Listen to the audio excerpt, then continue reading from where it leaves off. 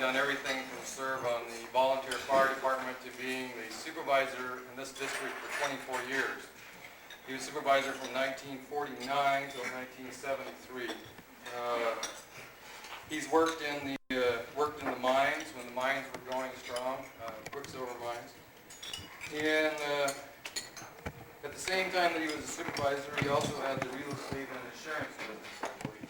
Correct. And originally his office was over where Beulah is at. Yeah, where Beulah is. Yeah. And so without any further ado, like I said, it gives me a great pleasure to introduce to all of you Mr. Earle Wrieden.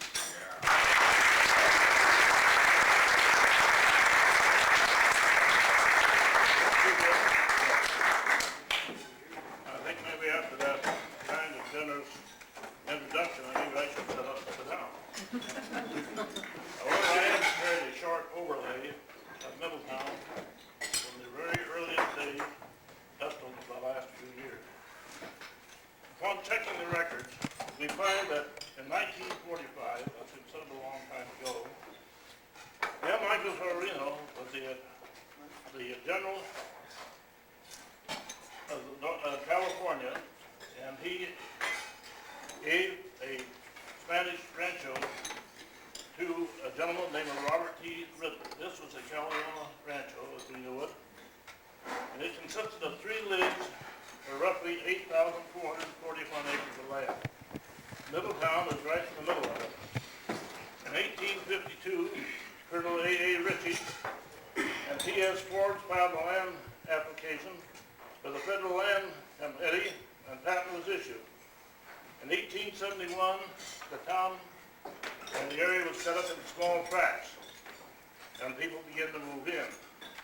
One of the most interesting of the older pioneers that came here, and certainly contributed a lot towards the development of the area, was John Cobb. He was born in Kentucky in the year of 1814. He was a traveler. He traveled all over the United States. He came to California, was in Placerville, then he farmed down Napa Valley, and then in 1853, he moved up to Cobb Valley in Lake County. That was quite a place in those days. The Historical Review of Napa Lake County in 1881 said that when he moved there, he found elk, deer, bears, mountain lions, wildcats, and foxes. Lake County at that time, of course, was part of Napa County. He decided to run for assessor of Napa County in 1884, and he was elected. Well, then he had to educate his children, and there was hardly any schools here. So he moved from Cobb Valley over to Healdsburg, then back to Napa Valley, and then back to Lake County. And in 1861, he farmed for 3 years right where Middletown now is. This was his ranch, and he farmed here. Then he moved out to the Stone House up in the Hidden Valley Lake subdivision, and to put in charge of the Guelph and Calioma ranchos by Robert Waterman. Then he moved back to Cobb on this 520-acre ranch he had up there. I've never been able to find out exactly where that was. He spent his entire life there, and in 1881, he was said to be the oldest settler in Lake County. J.H. Berry built the first house in Middletown in 1870. Oscar Armstrong had the first saloon here in 1870. They had their first store in 1872. In 1871, Berry had a hotel right where what we call Hotel Harry stands today. And until the last few years, since the beginning of the settlement of Middletown as a town, that has always been a hotel. Directly across the street where the pharmacy is, that was the Oddfellows Hall. And the hall couldn't have been too large because they moved it in from the town of Glenrock out on the south bank of Cuda Creek in Coyote Valley. Directly across on the northwest corner of Main and Calistoga Streets was a livery stable. And on the south or northeast corner, Oscar Armstrong had his first saloon. In 1972, C.H. Young, who's one of the old-time pioneers here, You probably remember the most people who lived there for quite a few years, that owning the place where Hidden Valley now is. That was always the old Young Ranch. He owned that. Well, he came in and started the first store. That was in 1871. Then, let's see.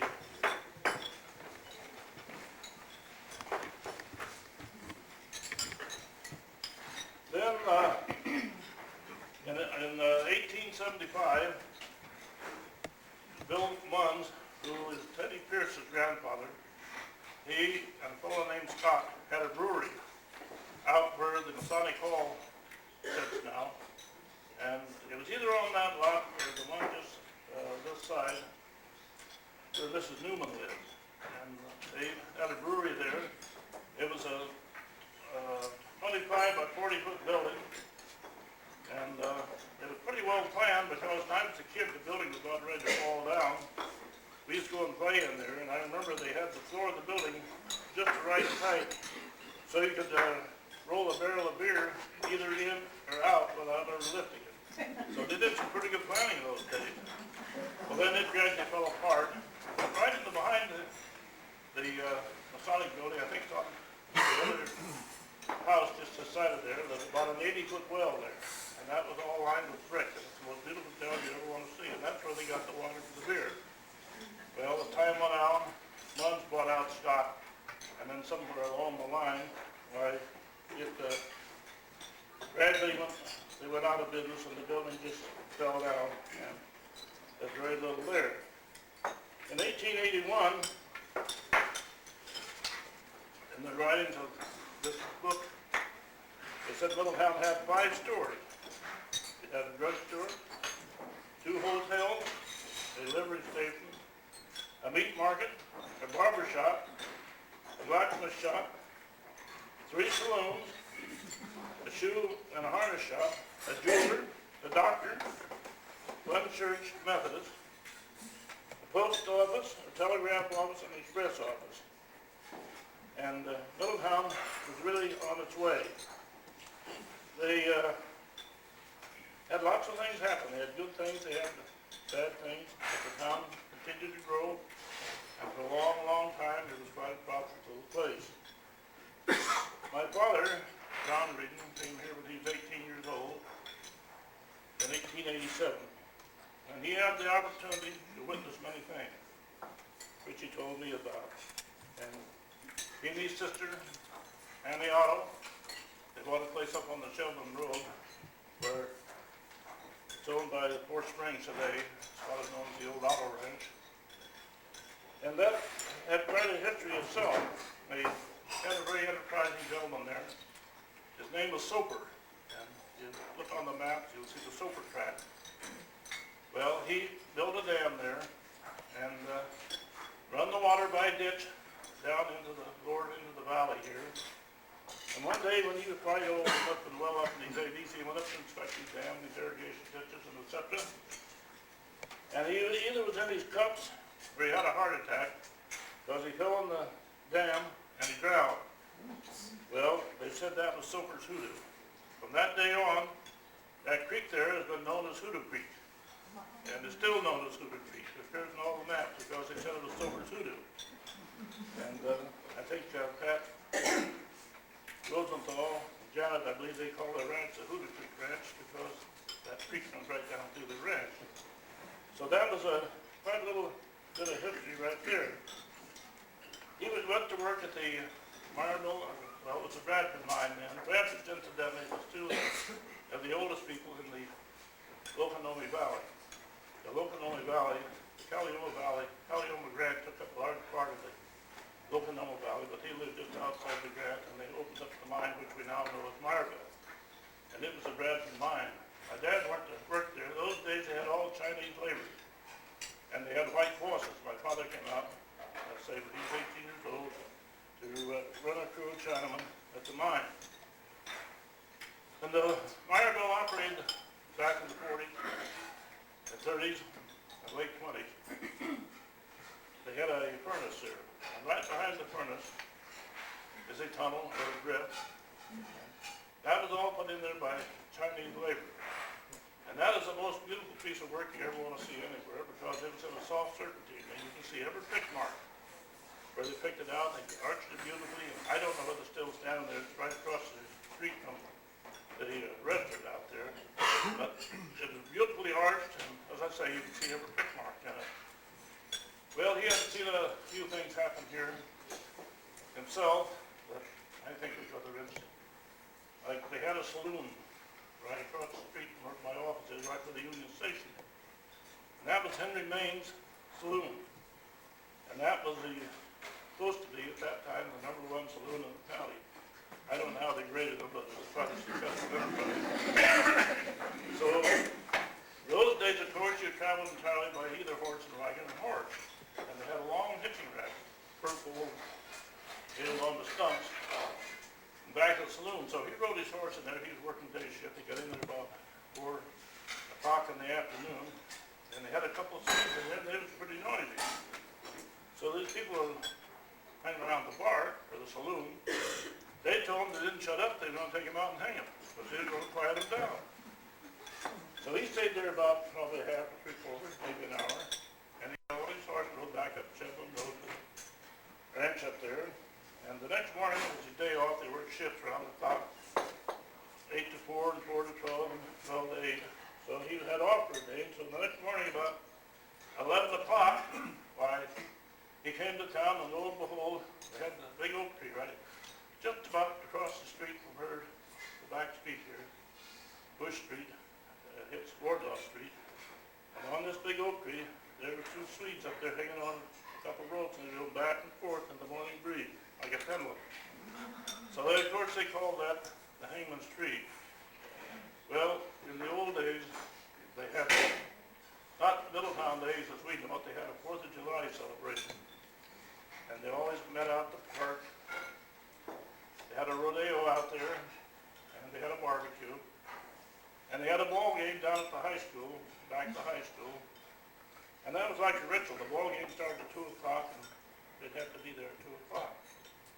So, for some reason, I don't know why, they decided to have this barbecue, not out at the park where it was generally held, but down here under this big oak tree. So they probably, I was just a small kid then, I probably was 11 or 12 years old. And my father and mother, I was down there. They had, as I recall, 2 or 3 1-12s on sawhorses, and it was probably, as long as the building here, they probably must have fed 200 or 300 people at a time. They had the barbecue, but they all had to get cleaned up right now and get out the ball game at 2 o'clock. So they got the place, people fed, got it cleaned up. We started to walk down to the ball game. We got about as far as halfway out here, Calistoga Street there. And we heard a big sharp crack and popped. We looked back, and that oak tree had split right in half, fallen the full length of the picnic table. If that had happened a half an hour before, God only knows how many people killed. They killed a lot of them. In those days, they had some real top rodeos. They had, I suppose, this traveling rodeo group, and they had one fellow there. His name was Stokes. He was a black rider, and he was a world champion. They had another fellow there with the name of the Yakima Kid, and he also was a world champion. And then they had a fellow that lived up here at Bonanza Springs, a local, his name was Jim Mast, and he could ride with the best of them. Then they had another fellow from Calgary, Canada, and I can't recall his name anymore, but they just put on some real top rodeos there. Those days, they started their celebration. They always had a parade down Middletown, Main Street here, out to the park. They had 2 people. They had Hugo Lindblom, I'm sure some of the old timers remember. He was a tall, thin fellow, for those that don't remember. And they had an undertaker that had an undertaker parlor right here on the corner and did burgers. So they always have one of those or the other. They dress them up as Uncle Sam, put their Uncle Sam suit on them, and they made real good Uncle Sam because they were quite thin.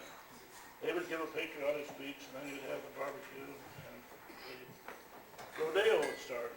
And as I say, it was a real top show, and Berger, by Hugo Lindblom, later become the ranger for the division of forestry here, and Berger, he continued to be the undertaker at the time he went out of business. But they had some real good shows those days. So as time moved on, why, lots of things happened. Now, Tom Smythe, one of the old timers up here, the Tom Smythe Sr., he told me one time that two men got in an argument here on the main street and they decided to shoot it out. And he said, they had a big oak tree right in front of where the post office is now. And he said one of them got behind the oak tree and the other walked down the middle of the street. The man behind the oak tree didn't have quite as much nerve as a man walking down the street, so he took a shot at the guy walking down the street. He missed him, he stuck his head out to see how he did, and the other guy shot him right between the eyes. And that's the argument. Now, one of the men, according to what Tom Smythe said, was a man by the name of John Good. I think he was the man who got killed. If you go out to the cemetery, look across that field, right across the road from the cemetery, that's the John Good field. That's where John Good lived. The other fellow, I think, could have been Buck English, but I'm not sure. I don't remember what Smythe told me. Smythe was one of the old-time pioneers. In fact, his father, Frank Smythe, was the first congressman from this area. Lake County has had a lot of history. Back in the 20s, the Ku Klux Klan bought the Marvell, and they had a fellow named Whistler up there. And he located the last strike they found out there, which is in the creek. It really wasn't too hard to find. And he had a working agreement with the Ku Klux Klan to take care of him if he found this deal. He found this rich load of deal. They wouldn't give him a contract, so he went in the office there one day. Whistler was the head of the, Whistler was the head of the Ku Klux Klan.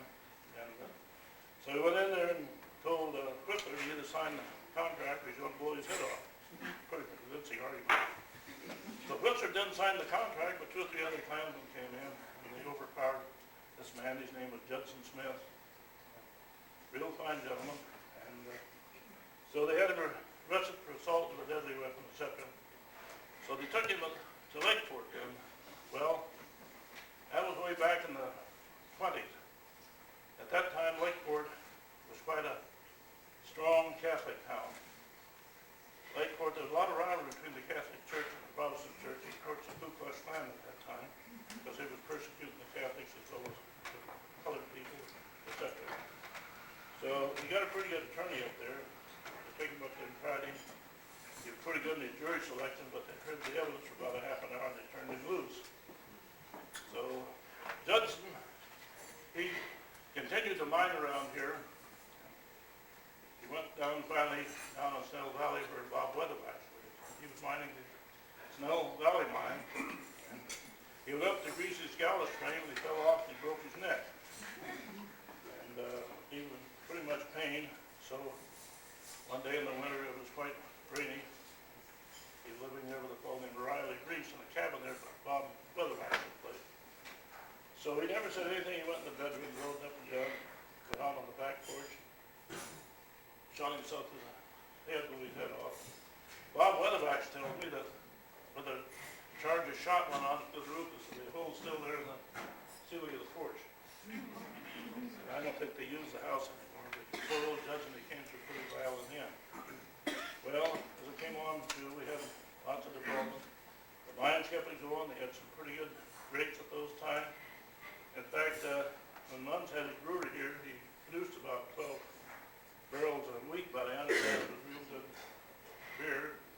A fellow named Dave Lowry, he had a winery over here in Dead Horse Flat, and it was quite an active winery. And of course, Little Langby, she had a small winery and grapes out of the Glenarm branch. And there's always been, largely the economy here always depended on mines, health resorts, tourist trade, etc. So the economy, the prosperity of the area used to rise and fall with the development of the area as far as mining. They had a lot of mining. Even one of these mines had 300 or 400 people, and most of them was Chinamen. And then they had the white bosses, and they had a lot of problems. Andrew Rocca used to employ a lot of his laborers. He was the superintendent of Western, later he owned the Helen. And he was a kind of a dictator in his own way. He was a very prominent citizen. He more or less run the town. And he brought these people over from Italy, and he gave them 6 months to learn the English language. If they didn't learn the English language in 6 months, he deported them back at his expense.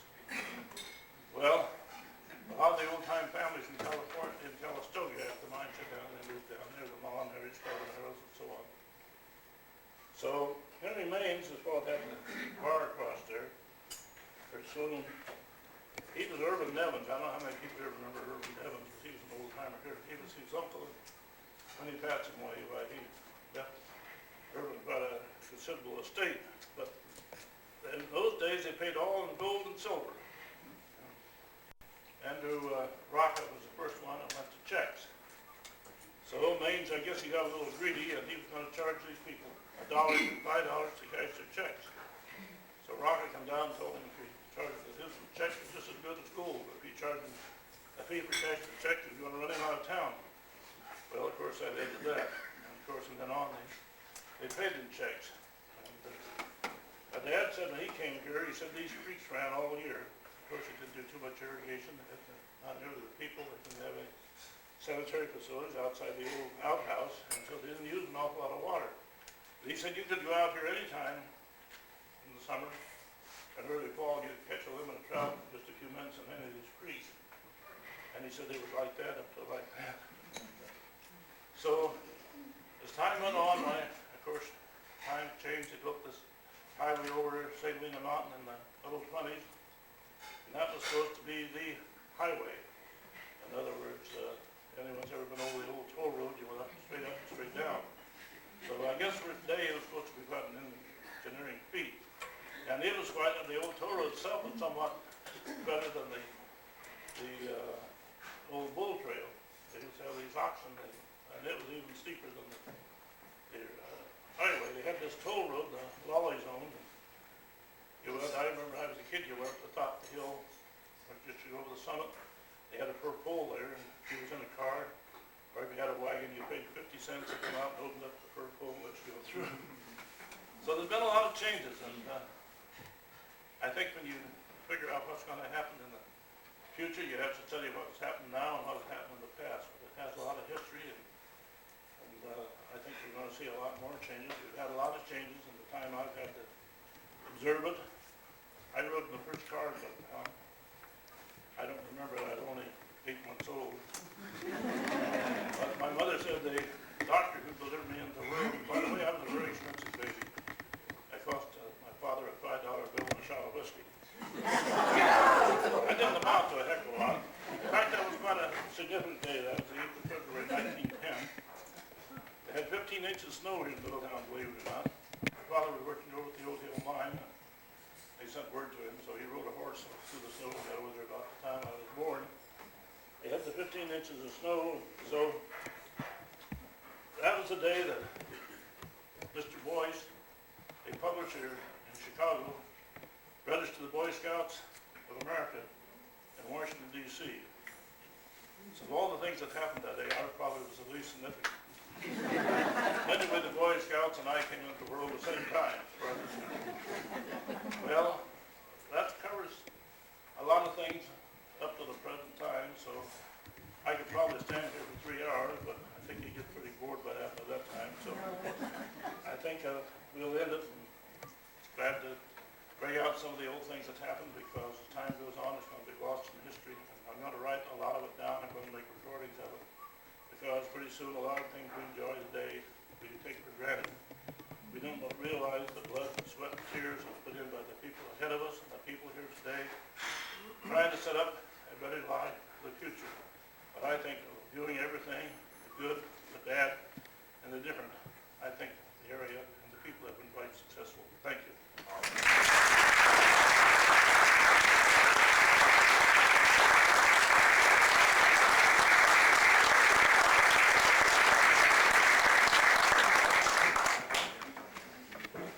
Well, Earle, I don't know how we can all thank you. We really appreciate your sharing your memories and historical facts about the community with us. We all enjoy hearing about the past, and it's wonderful that we have someone that lives in this community, who's lived here all our life, that's willing and able to share this information with us. I thank you very much. Thank you. You're welcome. There are some pictures up here on the front table after the meeting is over. If anyone would like to come up, there are some old pictures here of some historical things of the past concerning Middletown. There are some other old maps and stuff up here if you'd like to look at them. Why, after the meeting, please feel free to come up and take a look. Let's see. First of all, I would like to thank the Catholic Ladies Guild for our lunch today. It was very good. Myers, and she said she was a little bit younger than Earle. I don't know how long, but she said when